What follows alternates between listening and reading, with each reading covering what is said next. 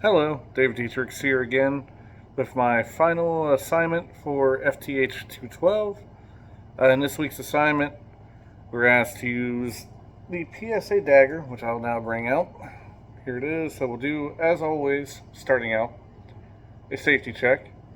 So go ahead, draw that back. As we can see, feeling here, there's no ammunition, and we can see light through the mag well. Like I said, once again, no ammunition in the firearm. So, starting out, part one. Using this firearm, I'm going to do pretty much a health check. This is going over areas of concern on this firearm when doing a health check. So, starting out, I'm actually going to break this down, kind of show better. So, to do that, pull trigger, and then we're going to move the slide back ever so slightly. I'm still not used to clocks. Come on. I actually reset the trigger. Give me a moment. There it goes again. Come on. Give me one moment here. Alright, back to it. I got it broke down. Like I said, first time using Glocks. Not used to breaking them down. I personally carry a 6-hour and different breakdown of the firearm. Anyways, moving on. So, first area of health I would check would be the fire control group or the fire control group sub-assemblies, trigger assemblies. I would be inspecting this if we had an issue that the striker wasn't getting hit. Like there was trigger pull felt weird. Wasn't resetting, something along that lines. So I'd be looking in here at the trigger bar, as we see here. You have the actual trigger assembly up in here, and make sure that all the assemblies down here are functioning correctly. Trigger bar, gone over that. Next area, so let's say the slide's not locking back. We'd be looking right here. So this is actually our slide lock. So it actually runs into the locking assembly up here. You could look here. And I'd be looking in here, there's a spring tension for this, as you can see, it's under the spring tension.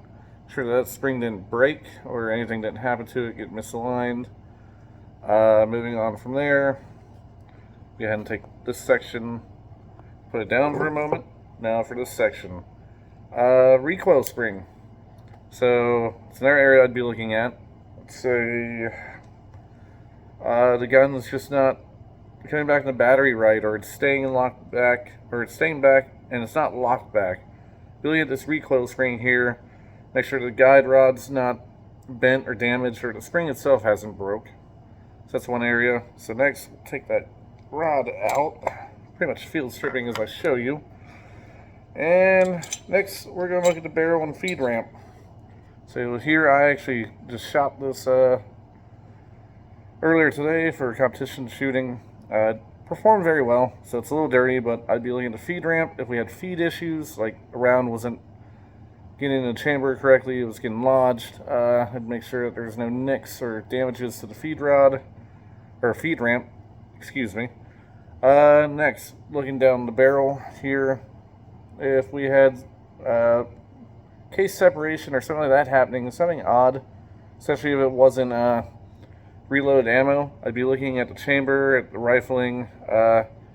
I'd be using headspace gauges at that point, and making sure we haven't gone out of tolerance of a go and no-go gauge, because that can happen. It can get damaged.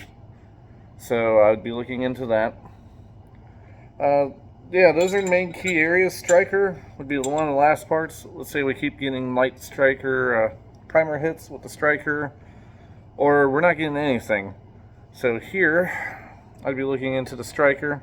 Try to get this a little more centered for you. So I'd be taking this assembly apart, and I'd be looking in there, make sure our spring, or we have a guide sleeve in there.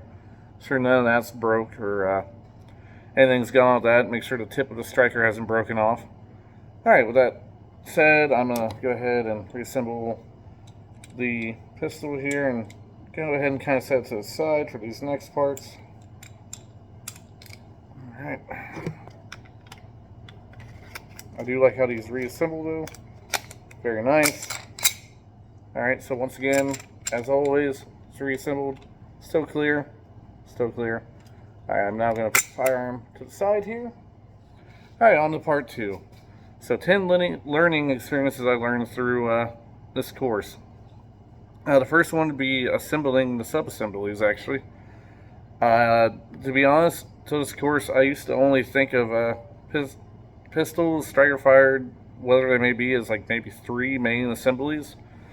Fire control group, the frame, and then you had your slide.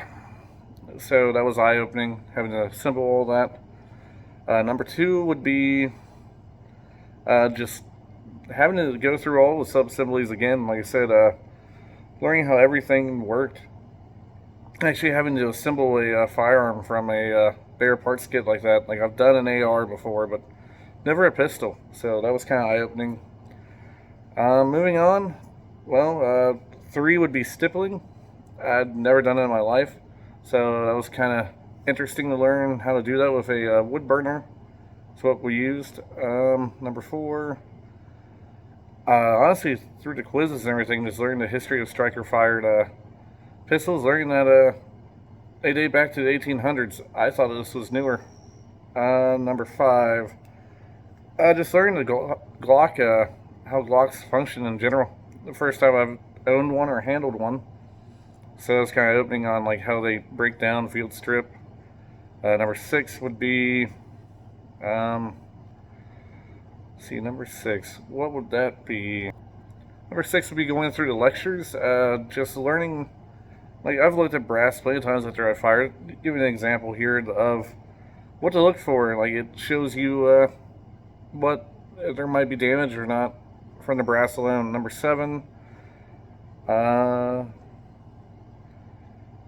I mean, I guess goes into just, once again in lectures, just learning of all the different modifications we can do, even though we only went over them, and then actually, besides the stippling, practice them. That was interesting to learn. Number 8,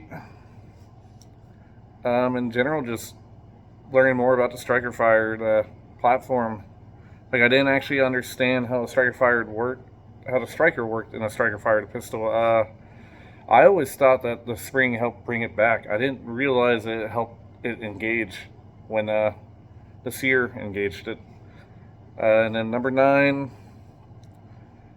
just honestly, like I said, just everything that we've learned up to this point. Health checks, I kind of knew how to do that, not to the degree that we know now, as I demonstrated earlier in this video. And 10, learning how to articulate all this. I mean, knowing the knowledge is one thing, but actually presenting it. So, with all that being said, the final part here, I'm running a little close on time. You got a 10-minute minimum, or maximum I can hit. So, one part that I would choose to modify on that pistol, thread barrel. Looked it up. The part alone is 109, so there's that. As for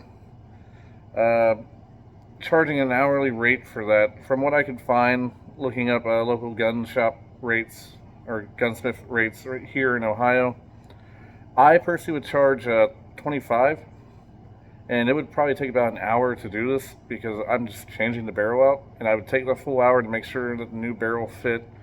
Wasn't any machining issues or anything like that that would make it hang up. But $25 an hour, and it'd be about an hour job.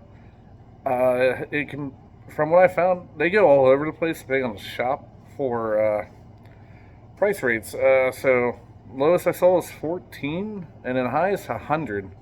So it just depends on the shop, it seems like, around this area. But that concludes this video presentation, and I hope you enjoyed watching it. I know towards the end felt a little rushed there, but trying to stay within time constraints. The last thing I'll say, PSA Dagger, after working on this firearm for the last 5 weeks, it's a nice firearm, good budget firearm, and thoroughly impressed, and I'm thoroughly impressed with everything I've learned through this course. Thank you for listening. I'm David Dietrichs, and once again, this is my final submitment for FTH 212.